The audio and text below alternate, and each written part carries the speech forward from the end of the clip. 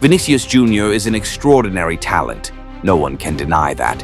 His explosive energy, his flair, and his ability to create something out of nothing make him one of the most thrilling players to watch in world football. But with that brilliance comes a price. Consistency, both on and off the pitch, still feels like a luxury he hasn't fully earned. At times, Vinicius plays purely on emotion, inspired, unpredictable, but also volatile. His form can soar sky-high one week and crash the next. It's not a question of talent, but of temperament. Instead of steady growth, his trajectory often feels like a roller coaster, breathtaking but unstable. Off the pitch, things haven't been smooth either. From recurring racial abuse scandals to controversies over attitude and personal matters, Vinicius has found himself in headlines for all the wrong reasons. Even among Real Madrid fans, support for him isn't unanimous. Some love his fire, others see it as immaturity. Recently, during the Madrid derby, he was taunted by rival fans chanting that Mbappe is better, he'll take your place. Of course, Vinicius knows those are mind games meant to get under his skin, but deep down, there's a sting of truth to it. Just a year ago, Vinicius was a genuine Ballon d'Or contender, the symbol of Real Madrid's future. Now, despite his vow to come back stronger, he seems further from that dream than ever. The rise of Kylian Mbappé, his relentless evolution into a complete, central striker, has changed the dynamic at the club. And while Mbappé has adapted and sacrificed his favorite role for the team's sake, Vinicius appears to have stagnated.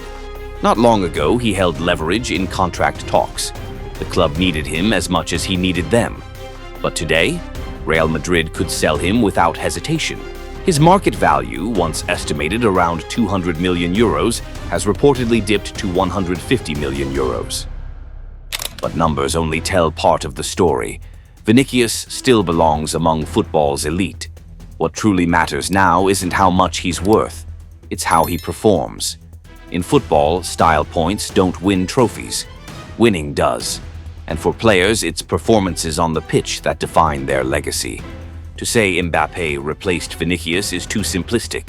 Mbappé fought his own battles, adapting, evolving, and transforming himself into something greater. He's not just taken a role, he's earned it. That means Vinicius can't blame others if his star begins to fade. The challenge now is his own, to rediscover his focus, to mature, and to prove once again that he belongs among the very best. The truth is, Vinicius Junior's journey, from a showboating youngster to a genuine Ballon d'Or contender, has been nothing short of remarkable. When he first arrived at Real Madrid, he was just a kid, raw, energetic, and full of flair. But he also carried the impossible weight of expectation, stepping into a world still defined by the shadow of Cristiano Ronaldo. At first, Vinny looked like a street footballer trying to survive in a chess match, all dribbles and flicks, playing to impress, desperate to be seen and recognized. It wasn't arrogance, it was the hunger of a teenager trying to prove he belonged at the biggest club in the world. But it came at a cost. His flashy play often hurt the team's rhythm.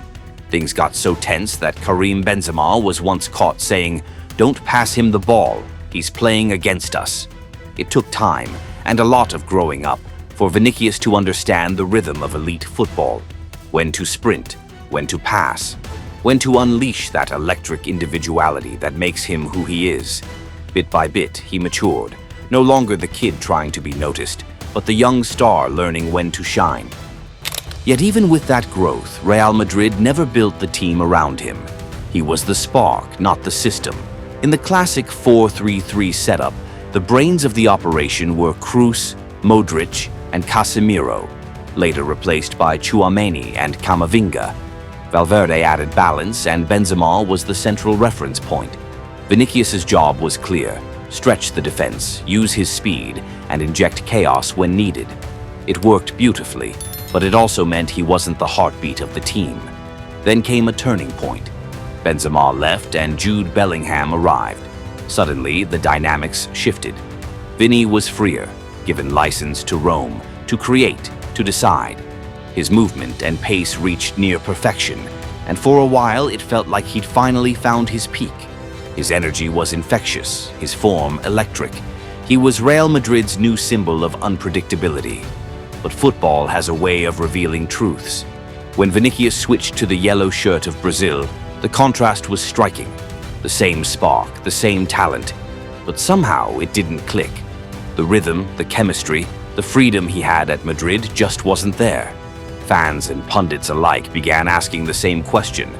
Why can't we see that same Vinicius in a Brazil shirt? And perhaps that was the moment his Ballon d'Or dream started to fade. While Vini struggled to make an impact internationally, Spain's Rodri led his nation to Euro 2024 glory.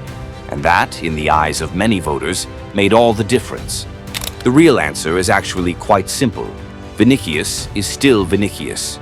There's no major difference between how he plays for Real Madrid and how he plays for Brazil. The difference lies in the system and the people around him. Yes, Brazil also line up in a 4-3-3, with Casemiro anchoring the midfield. But who's playing the Toni Kroos role? Who's pulling the strings like Luka Modric? And who's finishing chances like Benzema? Or even linking play like Bellingham did? The truth is, they don't have those pieces.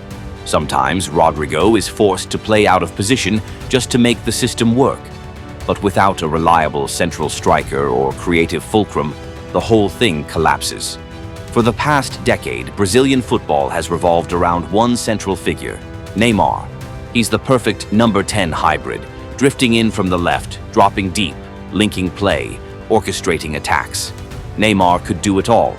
That's what allowed the midfielders behind him to focus on defending and ball recovery, pushing the attack wide.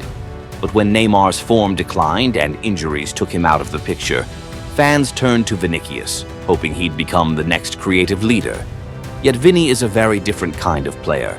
His game is built on pace, dribbling, and chaos, not orchestration. He doesn't naturally move into central spaces to build play.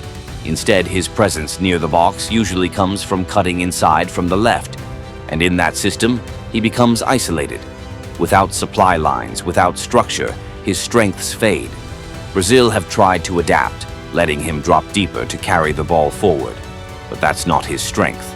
Playing with his back to goal drains his energy, takes him farther from danger zones, and blunts his edge. Eventually, he stopped doing it altogether. But to be fair, this isn't just Vinicius's problem, it's Brazil's. Even Carlo Ancelotti, now set to take over the Seleção, has struggled to find the right balance in midfield at Real Madrid. Ironically, Madrid's own evolution might hurt Vini again. With new tactical ideas under Xabi Alonso, ideas that lean more on positional structure, Vinicius's natural freedom on the wing could become even more restricted. His trademark movements, those explosive runs behind defenders, might clash with Mbappe's positioning and off-ball patterns. His role will still matter. He's too talented to ignore, but it may no longer be untouchable. Rodrigo is eager for more minutes. Mbappe could easily slide back into his preferred left side role, and Florentino Perez isn't known for sentiment. If contract talks don't bring mutual satisfaction, Madrid wouldn't hesitate to cash in. That's the crossroads Vinicius now faces. He loves Real Madrid. He wants to grow, to evolve, to finally lift that Ballon d'Or one day. But the path isn't clear anymore. He can't become Mbappe. Their skill sets overlap, but their evolutions diverge. And if he keeps playing the same way, his influence may slowly fade within Madrid's new structure. The challenge for Vinicius is simple and urgent. Forget the noise. Stop reacting to the outside world. Focus on football. Because before his value can rise again, he needs to rebuild himself.